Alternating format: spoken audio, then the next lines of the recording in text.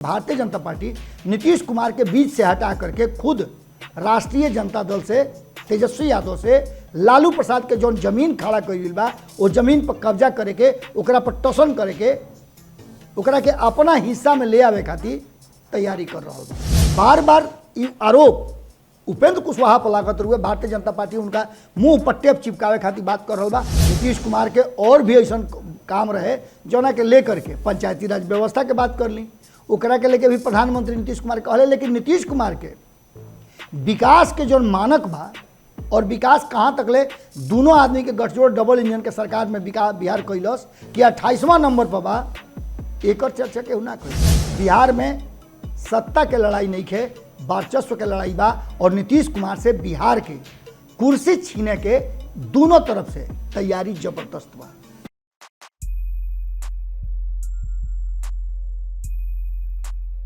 चील कौआ के होई गठबंधन, चील कौआ के होई गठबंधन, इंसान देखनी सगरे गौन बा, इंसान देखनी सगरे गौन बा। खामोशी अचके में शोर करी, खामोशी अचके में शोर करी, आदमी ना जाने कब से मौन बा। गोड़ लागतनी हीरा से अभिनंदन बा रुआ लोग के 2 दिन रुआ लोग के सामने ना आईनी, एक खातिर पहले ही माफ़ी मांगतनी। रुआ लोग जानते बनी कि संपादक नमन मिश्रा जी जौन बान भारत लाइव वाले पंचनामा वाले वो कबो कबो ऐसा काम कर दे जना से आदमी फेरा में पड़ जाला। वो दिन भुट्टा खाए लगले, हमरों के खिया दिले, अब भुट्टा खैनी पानी पेनी गर्दने बाझ गई तो रुआ लोग के सामने बाझल गर्दन से कैसे आई देख ली भुट्टो वाला कमाल रुआ जाके पंचनामा पर। बाकी तो आज ऐसा ना बात बा जना से रुआ लोग के भी आयल बहुत जरूरी लग देखा नहीं गर्दन एहू बेरा बाझल बा। बाकी तो आयल जरूरी रहला, कुछ बोले के हुब करतनी बीच बीच में हो सकला कि पानी उनी पियब। बाकी तो एक बात बा कि बिहार के राजनीति में जे कुछ भी हो रहा बा ओकरा पर नज़र बड़ा पैना लगले बनी। नेता लोग से बात लगातार हो रहा बा, के का कह रहा बा, के केने जा रहा बा, के ओसा फटक के अपन रास्ता बना रहा बा। इस सब चीज़ आज रोल के हिगरा हिगरा के बोलो लिख के आयल बनी। आज सोच समझ के एकदम पूरा लिख लाख के आयल बनी और एकरा विषय में सीधे वालों से जो हेडलाइन रहे कि नीतीश आ तेजस्वी के दोस्ती होके से पहले ही तलाक हो गई। अब एक विषय में रुआ सोचत होगा कि आखिर भाई लगातार कहत रहनी है तो ये देखी तलाक में 2-3 गो बात होला। तलाक में बात होला कि पहले समझौता करे के मौका मिलेला। बिहार में ऐसा चल रहा बा, तेजस्वी यादव के भाइये के संग ही चल रहा बा, लगातार उनका से कोर्ट आपस में बातचीत करके समझौता करे के बात कह रहा बा। तो तलाक हो तो गई बा लेकिन अभी समझौता के दौर से गुजर रहा बा। लेकिन एक पीछे के कुछ कारण बा। रुआ लोग की याद हुई कि नीतीश कुमार जी के बारे में लगातार नमन मिश्रा जी कहले कि उनकर रणनीति और राजनीति हे हाथ करला तो हे हाथ के पता न चलला और यही तरीका से वो अपन रणनीति और राजनीति करले। रुआ लोग के इहो बात कहल गई रहे कि नीतीश कुमार भारतीय जनता पार्टी के हड़कावे खातिर लालू प्रसाद के पहले नाम लेते रहन और अब तेजस्वी यादव के आगे क के अब डेरवावे ले। हालांकि भारतीय जनता पार्टी डेरा तक नहीं के डेरात। बाकी तो जब जब ऐसा घटना घटता तो भारतीय जनता पार्टी के दौड़ल धावल दिल्ली से केहू आवता नीतीश कुमार से बतियावता, नीतीश कुमार ओरहन देता रहन और ओरहन बस बूझ होता और भारतीय जनता पार्टी में बूझ होके जे जे कुछ बोलले रहा वो सब लोग के मुंह पर टेप चिपका के चल जाता। लेकिन बोलल मुंह आ खाइल मुंह चुपाला जी, फिर बुल से नहीं बोल देता केहू कुछ हो। माने कहे के मतलब यह बात वो अकेले खाली भारतीय जनता पार्टी के थोड़े बा, जदयू के देने भी सुई लगा लगा के उसकावता लोग। अब कतना केहू रफू करी। जदयू के तरफ से बार बार इन्हें भाजपा कह रहा बा कि भाई हो अब वहीं से लेके 100 साल पूरे होके तो कोई के एंट्री नहीं खे और ना वैकेंसी खाली बा प्रधानमंत्री के। अब एक मतलब वो समझता नहीं कि 2043 तक केहू के 47 तक माफ करो 47 तक केहू के एंट्री नहीं खे। यानी प्रधानमंत्री के रूप में नरेंद्र मोदी रही हैं और भारतीय जनता पार्टी सत्ता में रही। अब इस दावा के बीच में अगर केहू कहे कि नीतीश कुमार मुख्यमंत्री के दावेदारी खातिर सबसे उपयुक्त आदमी बाड़े तो केहू बर्दाश्त करी। विषय से विषयांतर ना होखब। ये तो बात रहे कि जौना के चलते नीतीश कुमार के उ पक्ष बतावता नहीं जौना से उ तलाक लेवे खातिर मजबूर होता रहे। नीतीश कुमार कहीं ना कहीं डेरवावट डेरा गइल बाड़े। रुआ देखी ना कि रुआ कोनो जानवर भी खड़ा होखी ओकरा के हुलकाई, शुद्ध गाय लेखा उ बैठल होके आ कतनो ओकरा के खोदी कुछ बोले मत, लेकिन एक हाली जब हाँ करी तो रुआ डर लगी। उहे स्थिति भइला। भारतीय जनता पार्टी बड़का पंसेरा कपार पर फोड़ दिलस। प्रधानमंत्री नरेंद्र मोदी के ले आकर के और नीतीश कुमार के सामने खड़ा कर दिलस। उत्तर प्रदेश में नीतीश कुमार और प्रधानमंत्री नरेंद्र मोदी के मुलाकात भई रहे लोग के याद हुई। शपथ ग्रहण समारोह में वो घड़ी नीतीश कुमार के बॉडी लैंग्वेज देखले रही। वो बॉडी लैंग्वेज के खूब चर्चा भई रहे। हमनियों के खबर कैले नहीं जा कि बकुली रेखा झुक गई रहन। बाकी एहिजा टाइट नजर अइले है, लेकिन शब्द लड़खड़ाए लागल। कहल तो जा रहा बा कि तेजस्वी यादव के शब्द लड़खड़ाई, पढ़े में अझुरा गई। लेकिन सबसे ज़्यादा नीतीश कुमार जौना बात के लेकर के प्रधानमंत्री के आवास तक गई रहन, पूरा विपक्ष के लेके गई रहन, वो बात आखिर कहले काहे ना। अगर बिहार के स्थिति खराब बा, विकास में बाधक बा, तो विशेष राज्य के दर्जा मंगले काहे ना। ई रुआ बताई कि रुआ घर में कोनो तरह के समस्या हुई और वो समस्या के हल करे वाला व्यक्ति रुआ के यहाँ पहुँच जाए तो ओकरा से रुआ कहब ना। हमनी के हिंदुस्तान में और बिहार में कहल जाला कि रुआ कोनो तरह के रोग हो जाए तो छत पर चढ़ के चिचियाई, ये दादा हमारे पेट में दर्द करता, ये दादा हमारे पेट में दर्द करता। सौंसे गांव रुआ के दवाई बतावे लगी। लेकिन नीतीश कुमार एकरा से पूरा एकदम जैसे कोनो बातें ना रहला। बिहार के विशेष राज्य के दर्जा कोनो चीजें नहीं खे। जातीय जनगणना वाला बात हम नहीं करब, लेकिन वही दिन गिरिराज सिंह जनसंख्या नियंत्रण पर धकाधक बोलत रहन। एकरा पर तो केहू आपत्ति ना व्यक्त कइल। आ गिरिराज सिंह का है लगातार भारतीय जनता पार्टी के नेता ये बात कह रहा बड़े कि भाई जनसंख्या नियंत्रण बहुत जरूरी बा। आ जवाब देत नीतीश कुमार के पार्टी के प्रलय भइल बा। ये सब बात के बीच में नीतीश कुमार और तेजस्वी यादव के बीच में जो चलत रहा टू टाई, वो टू टाई पर बड़ा पैनी नजर रहा भारतीय जनता पार्टी के। भारतीय जनता पार्टी ये पूरा मामला के उड़ही से गुड़ही छानत रहा और छानत तो जगह पर पहुंच गया कि कहीं ऐसा ना हो कि पलखत पावते नीतीश कुमार फट से उन्हें चल जास रातों रात। तो का हुई, खेला तो गड़बड़ा जाई। ये खेला गड़बड़ाए ओकरा से पहले नीतीश कुमार के कब्जा में आकुश में करो, खूंटा गाड़ो। अब बिहार में खूंटा गाड़ कर पागहा से नीमन से बांध दो। तो सबसे पहले धर्मेंद्र प्रधान आके कह गई कि भाई चिंता मत करो, 2025 तक तो तरह के रखबे करब जा। लेकिन नीतीश कुमार की चिंता बा कि भाई 2025 तक हमारा के रखी हैं, लेकिन 2024 में लोकसभा के चुनाव हुई और चुनाव में इन्हें उन्हें भइल तो हम तो गई नहीं। एकरा अलावे भी बात बा कि लगातार नीतीश कुमार के पार्टी में अब विद्रोह होखे लागल बा। आरसीपी सिंह भले जाए के अकेले गईले, लेकिन उनकर अभी भी लोग जहाँ तहाँ बा। तो निश्चित रूप से एगो रुआ समझी कि सड़क पर रुआ जाता नहीं, एगो काटी गड़ जाला तो रुआ गाड़ी के पंचर कर देला। तो काई राजनीति में ना हो सकेला। एगो कोनो ऐसा शख्स कुछ ऐसा बोल के खेला भंडोल ना कर सकेला। बार बार आरोप उपेंद्र कुशवाहा पर लागत रुए। भारतीय जनता पार्टी उनका मुंह पर टेप चिपकावे खातिर बात कर रहा बा। और कहीं ना कहीं एक दिन पहले प्रधानमंत्री के आवे से उपेंद्र कुशवाहा खूब उखमजर रहन। दिल्ली ले पहुंच गए ई कहे खातिर कि जाता नहीं पटना तो भाई बिहार के विशेष दर्जा वाला चिट्ठियाँ लेके जाई,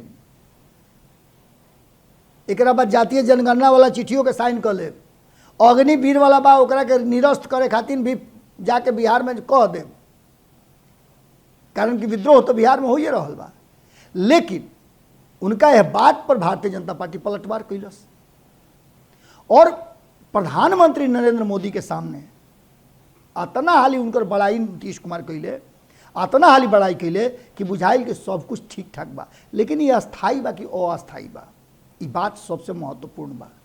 कारण कि तलाक से पहले वकील और जज दोनों आपस में मंत्रणा करेले कि आखिर ये तलाक के कैसे वैध मानल जाओ और काहे तलाक हो रहा बा, एकरा पर कोशिश कल जाओ कि पहले संबंध बन जाओ।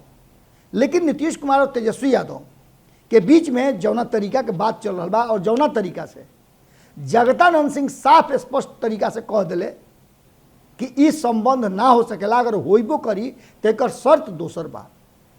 तो नीतीश लगे रास्ता का बा, जब उनका मुख्यमंत्री कुर्सी छोड़िए देवे के हुई और तेजस्वी यादव के साथे आवे के हुई तो एक खातिर वो अंतिम समय तक इंतजार करिए, तो कहूँ ऑप्शन उनका लगे बा। लेकिन भारतीय जनता पार्टी के साथे रहते मुख्यमंत्री के कुर्सी उनका भेटाइल रही, ये तो ऑप्शन खुला बा। ऑप्शन दोनों तरफ बा, उन्हें गैला के बाद कुर्सी छोड़े के पड़ी और उन्हें जाए खातिर कितना लोग प्रयास करता कि उन्हें चल जाइए तो हमारा कुर्सी भेटा जाई। ये बात वालों से पहलू से कहता नहीं, लेकिन प्रधानमंत्री गैला के बाद और का जाने का प्रधानमंत्री तेजस्वी यादव के कान में कहले, जौना से खाली फिर नीतीश कुमार अलर्ट हो गए और जितना लोग बा ललन सिंह होखस, उपेंद्र कुशवाहा होखस या अन्य प्रवक्ता लोग सबके मुंह पर टेप चिपका दिले। सबसे बड़ बात बा कि आरसीपी बिहार चले, आरसीपी पर भारतीय जनता पार्टी एकदम चुप बा। लेकिन भारतीय जनता पार्टी के चुप रहला से नीतीश कुमार के और ज़्यादा परेशानी बढ़ रहा बा। महाराष्ट्र के उदाहरण रुआ लोग के सामने ही बा। एकनाथ शिंदे अगर बनावे को के भारतीय जनता पार्टी के तो उमें तनिको देर ना करी। ऐसा स्थिति में नीतीश कुमार के डेराए के चाहिए और डेराइल भी बाड़े। एकरा अलावे शताब्दी समारोह में जब प्रधानमंत्री अइले तो नीतीश कुमार के जौन बड़ाई कैले, नीतीश कुमार के बिहार के विकास और बिहार कहाँ बा, नीति आयोग के रिपोर्ट का कहता, एकरा पर केहू चर्चा ना कैल। लेकिन यह बात के चर्चा जरूर कैल कि महिला आरक्षण जो रहे ओकरा के बिहारे 50% दिलस। नीतीश कुमार के और भी ऐसा काम रहे जौना के लेकर के पंचायती राज व्यवस्था के बात कर ली, ओकरा के लेके भी प्रधानमंत्री नीतीश कुमार कहले। लेकिन नीतीश कुमार के विकास के जो मानक बा और विकास कहाँ तक ले, दोनों आदमी के गठजोड़ डबल इंजन के सरकार में बिहार कैलस कि 28वां नंबर पर बा, एक चर्चा केहू ना कही आ ना नीतीश कुमार के घड़ी ये बात के याद पड़ल। एकरा पीछे कारण रहे कि नीतीश कुमार के हर हाल में अपन कुर्सी बचावे के बा। बार बार विपक्ष जो आरोप लगावेला कि नीतीश कुमार कुर्सी छोड़ के दोसर कुछो ना सोच सकेले। लेकिन आंकड़ा जो बा वो बहुत कुछ बता रहा बा। एकरा अलावे रुआ देखले हो कि विपक्ष भी कहीं ना कहीं मुद्दा से भटक गई और प्रधानमंत्री नरेंद्र मोदी के सामने अपन मुंह पर जाब लगा के बैठ गई। तेजस्वी यादव अगर मंगबो कैले तो ऐसा दूगो मांग कैले जौन की मांग बिहार के विकास से बहुत ज़्यादा मायने नहीं रखल। जातीय जनगणना के लेकर के, बिहार के विशेष राज्य के दर्जा के लेकर के पहले से ही मानत रहे लोग। लेकिन अचानक से विपक्ष भी बौना साबित भइल और इस सबसे बड़का लोकतंत्र के कहीं ना कहीं कहल जाओ तो एकदम ढलान वाला समय बा, जहाँ सत्ता बहुत मजबूत हो गई बा और विपक्ष अपन बात रखे में भी डेराता। एक और ही बात लोग के सुने के मिलल हुई, काले देखने की संसद से कुछ ऐसा शब्द पर और कुछ ऐसा शब्द बा जौना के असंसदीय घोषित करे के तैयारी चल रहा बा। अब ये बात तो संसद में बैठल लोग खातिर असंसदीय ना हो सकेला, लेकिन आम लोग हम रहुआ अगर बोलब तो असंसदीय कहा ओकरा खातिर हमनी पर कार्रवाई भी हुई। लेकिन संसद में असंसदीय भाषा अगर बोलबो करिए तो ओकरा के वो रिपोर्ट से निकाल दिया, अभिलेख से निकाल दिया। लेकिन हमरा रुआ पर वही शब्द खातिर का ना हो जाई, शब्द के सब खेला बा। एकरा अलावे रुआ कहीं भी प्रधानमंत्री नरेंद्र मोदी से विशेष राज्य के दर्जा, जातीय जनगणना, अग्निवीर, ये पूरे मामला पर पोस्टर बैनर लौकल, रुआ और कुछ ना कर सकत रही, लेकिन पोस्टर बैनर तो लगा सकत रही। लेकिन इहो ना भइल। एक सीधा सा मतलब बा कि जौन वर्तमान परिस्थिति बा वो कहीं ना कहीं नीतीश कुमार के मजबूर करता कि भारतीय जनता पार्टी के साथ अभी और कंटिन्यू करस ऐसा स्थिति में तेजस्वी यादव के साथ जो मध्यस्थता चलत रहे मध्यस्थता में कहीं ना कहीं अवरोध आ गई बा। बात ऐसे नहीं खे, बात सबसे बड़ा बा कि भारतीय जनता पार्टी नीतीश कुमार ये बात के बूझत रहे, लेकिन बूझ के भी का करी है। नीतीश कुमार के बिहार के कुर्सी चाहिए और भारतीय जनता पार्टी के बिहार में सत्ता चाहिए। ये दोनों काम नीतीश कुमार के जरिए पूरा हो रहा बा और 2024-25 के तैयारी भी हो रहा बा।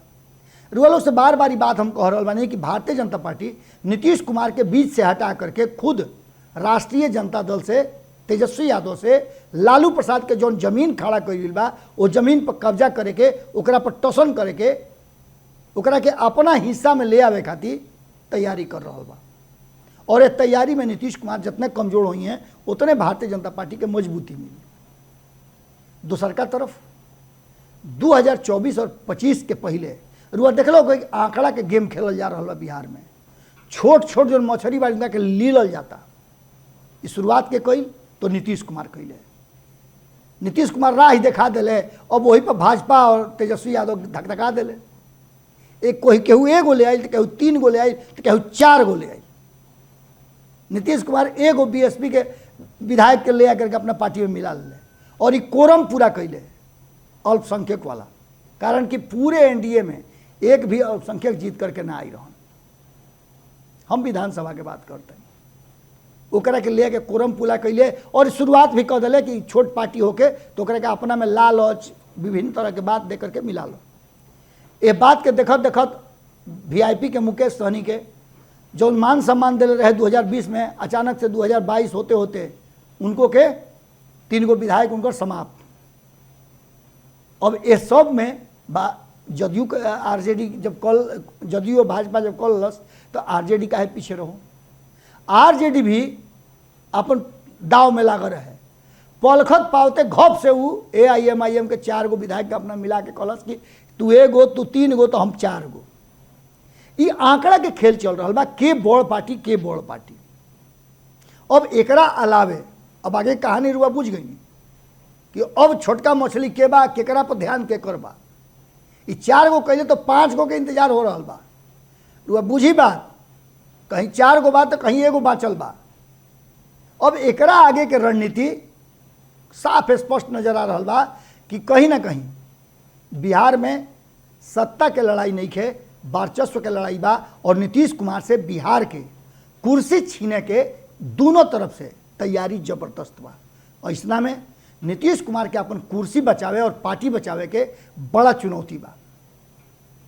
ये बात से रुआ इनकार ना कर सकीले। और नीतीश कुमार बात बुझ गई बड़े कि जहां इन्होंने भईनी तो आरसीपी इंतजार करता रहे। उनके माथे पर खेल के भारतीय जनता पार्टी उनकर राजनीति के साथ साथ सत्ता से भी बेदखल कर दी। और बतवा जन लोग बार बार कहतनी कि नीतीश कुमार के पूरी तरह से खत्म करे खातिर भारतीय जनता पार्टी एकनाथ शिंदे लेखा आरसीपी सिंह के खड़ा करके कई गो विधायक के उनका पाला में ले आकर के और सरकार भसा सकेला। अब स्थिति बा कि एकरा में नीतीश कुमार के बुझा गई बा कि जौन ये रिश्ता तय हो गई रहा तेजस्वी यादव और नीतीश कुमार के बीच में, अब ये रिश्ता में कहीं ना कहीं दरार आ गई बा। हालांकि दोनों पक्ष तैयार बा, लेकिन अगुआ बीच में आकर के अब बियाहे काट दिलस। यानी भारतीय जनता पार्टी के बीच में अइला से और प्रधानमंत्री के आ करके कान में कहना यह बात की तरफ इशारा करता कि नीतीश कुमार लगे अभी विकल्प नहीं खे और नीतीश कुमार अगर पाला बदलता रहे तो उनका राजनीतिक जीवन खातिर पार्टी खातिर उचित कदम ना हुई। ये उनका तरफ से ना, ये भारतीय जनता पार्टी के तरफ से बा कि भारतीय जनता पार्टी जब केहू पड़ेला तो ओकरा के पूरी तरह से समाप्त करे के कोशिश करला। अब जो छोट मछली के खाए वाला बात बा तो ना में जरूरी नहीं खे कि बहुत छोट मछली खाई जाए, कबो कबो मझिलको साइज के मछली बड़ मछली निकल जाले। सब बात रुआ बुझ गई नहीं। आज एजे रुआ लोग से विदा ले, फिर रुआ लोग से भेंट मुलाकात तो होइबे करी और भेंट मुलाकात में रुआ लोग से इंतजार रहेला हमरा कि रुआ लोग कमेंट बॉक्स में अपन विचार दी। देखिए विशुद्ध भोजपुरी में हम बोले के कोशिश करता नहीं, अपना भाषा में रुआ लोग तक खबर और विश्लेषण पहुँचावे के कोशिश करता नहीं। एमे फेटुआ मिलावट वाला गुलावट वाला कोनो बात नहीं है। यही से रुआ लोग से निहोरा करता नहीं, खास करके भोजपुरिया समाज से और भोजपुरी के दुलार प्यार स्नेह देवे वाला लोग से, कि ये भोजपुरी के जो एकमात्र मंच बा ओकरा पर रुआ लोग अधिक से अधिक अपना भाषा के, अपना संस्कृति के आगे बढ़ावे की कोशिश करी, जुड़े के कोशिश करी। अपना हित नाता गोतिया पटीदार संगी सलेह जे बा ओकरा से जरूर खूटा ठोक पर आवे के बात कहीं गोड़ लागत नहीं।